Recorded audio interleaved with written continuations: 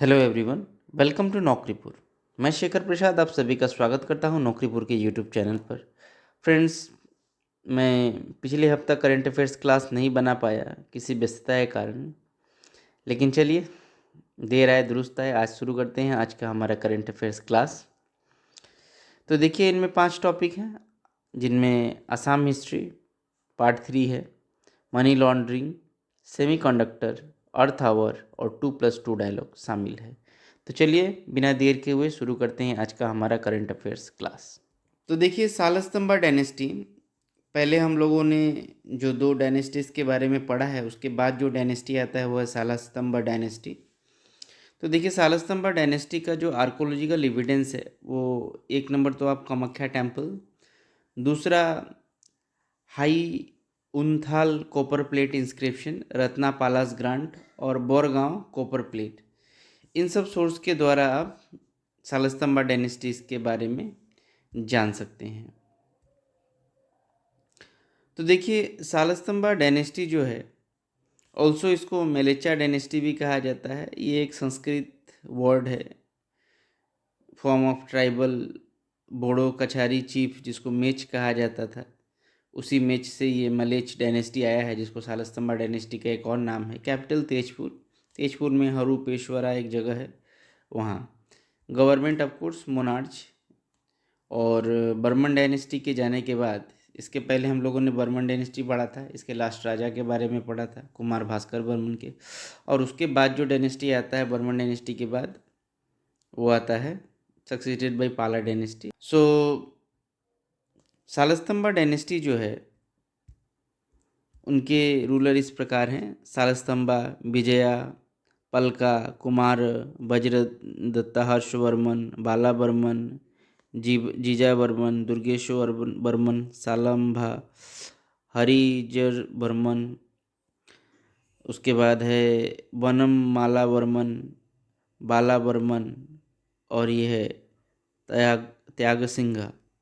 तो इस प्रकार से बहुत सारे राजा हुए हैं। इनमें से जो जो इम्पोर्टेंट रूलर्स हैं उनके बारे में हम जानेंगे, आइए देखते हैं। तो सालस्तंबा डायनेस्टी जो है वो 650 से लेके 670 एडी तक चला। इसके फाउंडर है सालस्तंबा। कुल मिला के 21 राजा हुए, सारे नॉन आर्यंस थे। और ये विशाखा दत्ता का मुदा राक्षस जो बुक है, उसमें ये मेंशन किया हुआ है।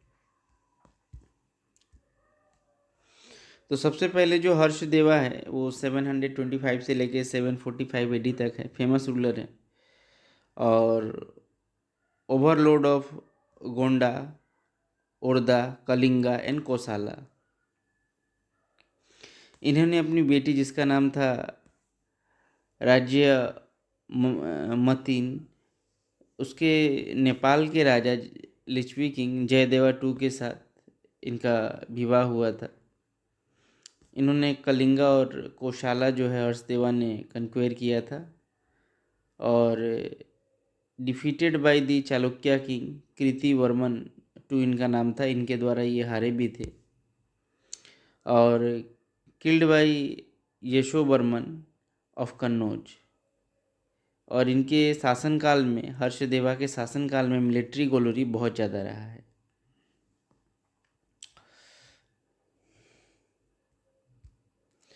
उसके बाद हर्षदेवा के बाद आते हैं हर राजार वर्मन। हरजार वर्मन जो है, इन्होंने 815 से लेके 35 एडी तक राज किया है। और इनका जो कोरोनेशन है, यानी कि जो राज्याभिषेक है, वो वैदिक राइट्स के अनुसार हुआ है। इन्होंने महाराज धीराज का उपाधि लिया था, महाराज धीराजा परमेश्वरा। और उसके बाद परम भक्तारा, इन्होंने ये सब टाइटल्स लिए थे। इनके 2 इंस्क्रिप्शन हैं। हायुनथाल कॉपर प्लेट जो कि नौगांव में मिला है, तेजपुर का रोक एपिग्राफ। और हरजार पुखरी जो तेजपुर में है, इन्हीं के द्वारा बिल्ड किया गया है। Built a lofty Shiva temple at Tezpur, Tezpur में इन्होंने एक बहुत ही ऊंचा शिव मंदिर भी बनाया है। इससे रिलेटेड दो क्वेश्चंस हैं। तो who was the founder of Salastambha dynasty और Salastambha dynasty is also known as, इन दो क्वेश्चंस का जवाब आप कमेंट सेक्शन में दीजिएगा।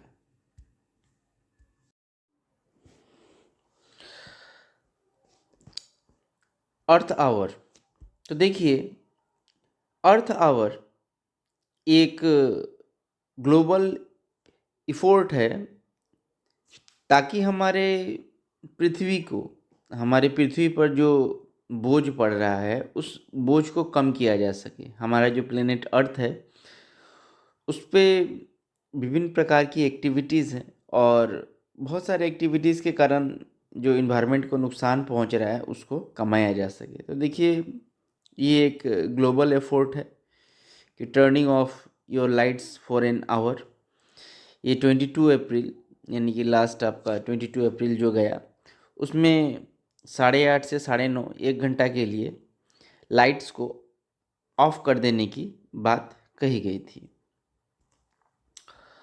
तो देखिए अर्थ आवर जो ये मूवमेंट है इसको ऑर्गेनाइज करता है world wide fund for nature, जिसको WWF कहा जाता है, और यह एक एनुअली होने वाला इवेंट है।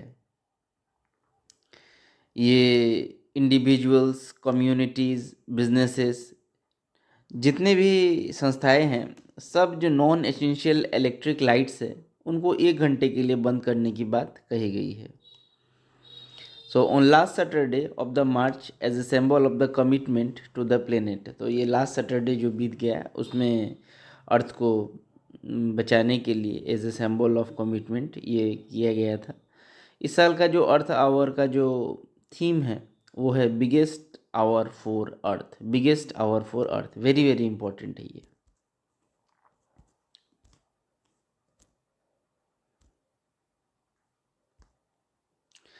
सो इसी से रिलेटेड दो क्वेश्चंस हैं।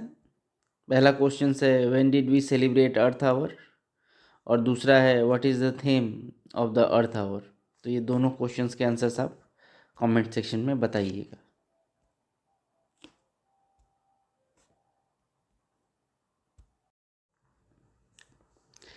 ये जो पिक्चर आप देख रहे हैं ये हैं दिल्ली के मुख्यमंत्री श्री अरविंद केजरीवाल जी। हाल ही में दिल्ली के चीफ मिनिस्टर केजरीवाल जी को अरेस्ट किया गया है इन्फोर्समेंट डायरेक्टरेट यानी ईडी डिपार्टमेंट के द्वारा under the prevention of money laundering act 2002 के तहत in the connection with money laundering case related to the liquor exercise policy scheme. तो इसके पीछे आरोप क्या है कि देखिए जैसे कि आप जानते हैं कि जीएसटी, हर चीज़ पे जीएसटी लगा हुआ है इंडिया में, लेकिन कुछ कुछ चीज़ों को छोड़ के जैसे कि आप पेट्रोल, साथ ही साथ लिक्वर, इन सब चीज़ों पर जीएसटी नहीं लगाया गया है।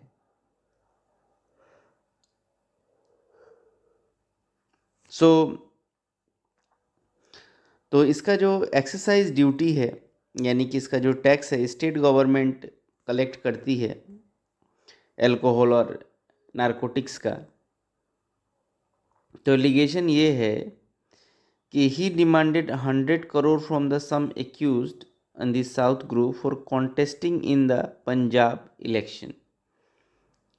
सो एलिगेशन ये लगा है कि इन्होंने 100 करोड़ रुपए डिमांड किए हैं पंजाब इलेक्शन में कॉन्टेस्टिंग कैंडिडेट के लिए।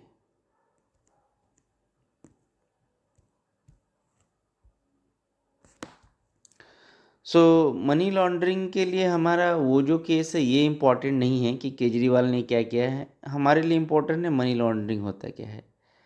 सबसे पहले collection of the dirty money यानी कि जो काला धन है, काला धन वो पैसा होता है जिसका टैक्स नहीं दिया जाता है, उसके बाद इसको फाइनेंशियल सिस्टम में पुट किया जाता है। लॉन्ड्रिंग, लॉन्ड्रिंग जिस तरह आप कपड़े की धुलाई होती है उस तरह जो काला धन है उसकी सफाई करने के लिए इसको अलग अलग अकाउंट्स में अलग अलग जरियों से इसको ट्रांसफ़र किया जाता है और इसको बाद में इन्वेस्टमेंट में लगा दिया जाता है। कोई भी लग्जरी आइटम परचेस करने में हो सकता है या फिर किसी इन्वेस्टमेंट में हो सकता है।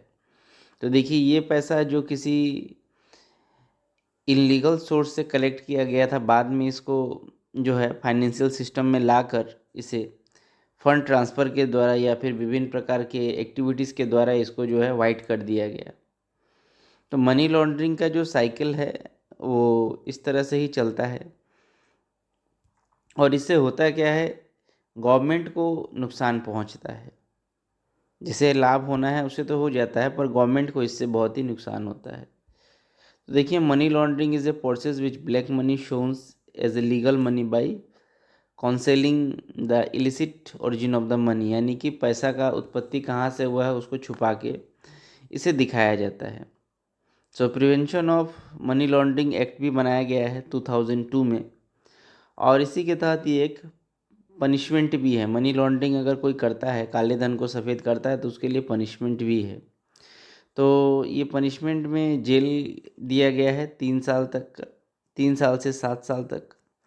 साथ ही साथ एक फ़ाइन भी है, इसकी कोई लिमिट नहीं है, कितना होगा वो अकॉर्डिंग टू मनी निर्भर करता है। साथ ही साथ आपका जो प्रॉपर्टी है, जिस भी आरोपी का प्रॉपर्टी है, उसको सीज कर लिया जाएगा, रिकॉर्ड्स को सीज कर लिए जाएंगे। और जो भी प्रोसीडियर चलने तक उनके पास जो प्रॉपर्टी है, जो भी चीज़ें हैं, उसको एज ए क्राइम पकड़ा जाएगा कि उन्होंने जो, अब जब तक उनके ऊपर ये मामला चलेगा और सिद्ध नहीं हो जाएगा, तब तक वो सारी प्रॉपर्टीज़ जो है वो इनलीगल पकड़ी जाएंगी। सो ये एक नॉन बेलेबल ऑफेंस है, और साथ ही साथ इसको अरेस्ट करने के लिए कोई वारंट की भी ज़रूरत नहीं है। It is made on without a warrant. According to the government of India, enforcement directorate जो है, इसे अभी तक 5,400 केसेस मनी लॉन्ड्रिंग के ऊपर 17 सालों में रिसीव हो चुके हैं, मनी लॉन्ड्रिंग का, जब से ये कानून बना है। और ये एक legal, this is not a legal advice, और इसमें आपको कंसल्ट करने के लिए you may want to consult a lawyer about this question. So यही है हमारे मनी लॉन्ड्रिंग का मुद्दा, जो सामने आया है हमारे दिल्ली के मुख्यमंत्री अरविंद केजरीवाल जी के अरेस्ट होने पर।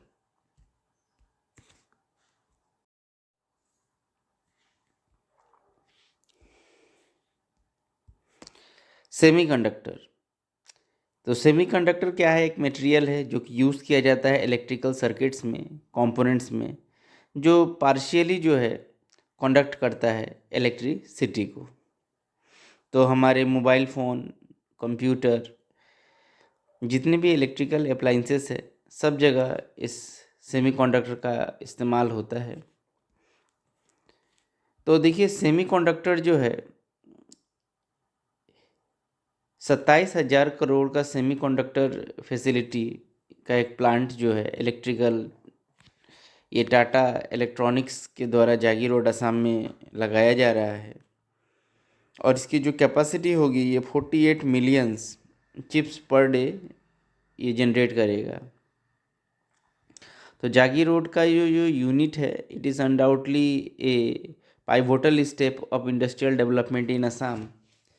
तो ये देखिए, जागी रोड में ये जो सेमीकंडक्टर चिप का जो ये प्लांट सेटअप होगा, ये अनडाउटली ये एक बहुत ही मेजर रोल प्ले करेगा असम के डेवलपमेंट में। करीब करीब 1,800 यूथ जो असम के women's undergoing training of the Tata facilities Bengaluru में, इनको जो ट्रेनिंग मिल रही है, इनको ये इस जगह में सेमीकंडक्टर प्लांट लगने से इनको पोजीशंस मिलेंगी, काम मिलेगा। और आशा किया जा रहा है कि ये सेमीकंडक्टर प्लांट जो है 2025 तक ऑपरेशनल हो जाएगा।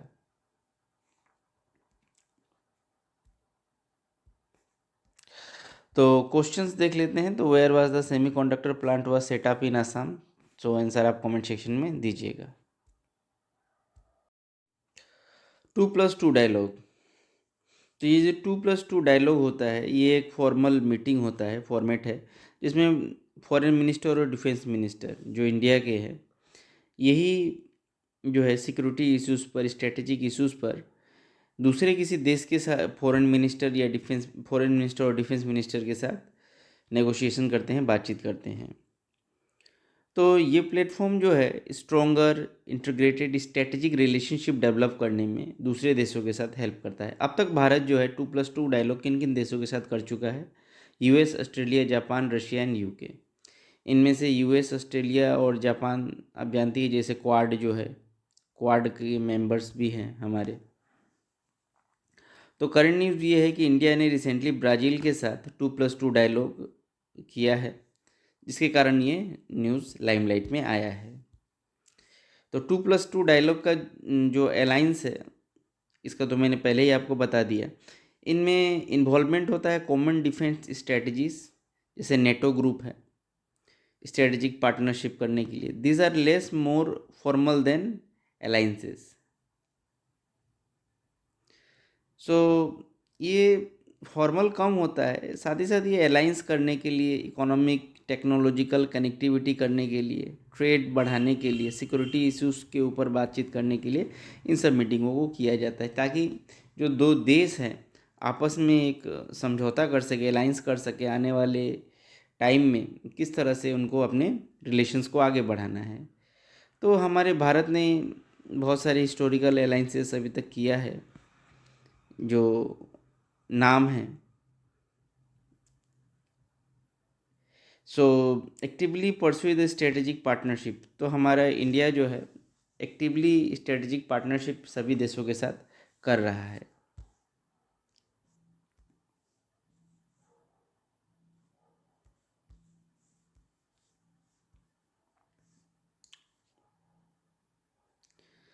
सो ये जो स्ट्रेटेजिक पार्टनरशिप एग्रीमेंट है, हमारे 2006 में हमने किया था डिफेंस एंड सिक्योरिटी कोऑपरेशन पर। India and Brazil have extra extraditional treaty, mutual legal assistant treaty, criminal matter पर, इसके साथ transfer of the sentences person in the area. तो इन सब इश्यूज़ पर ब्राज़ील और इंडिया के बीच में म्यूचुअल कॉरपोरेशन हुआ है, और साथ ही साथ स्पेस कॉरपोरेशन भी हुआ है। Framework agreement for non violence use of the outer space in 2004 हमने साइन किया था। ट्रेड रिलेशंस जो है 15.2 billion trade slightly in favour of India. उसके साथ ही साथ इंटरनेशनल फोरम जैसे BRICS, BASIC, G20, G4, IBSA, ये इंटरनेशनल सोलर अलायंस, इन सारे मैटर्स पर भारत ने जो है ब्राज़ील का साथ दिया है, और ब्राज़ील ने भी भारत का साथ दिया है।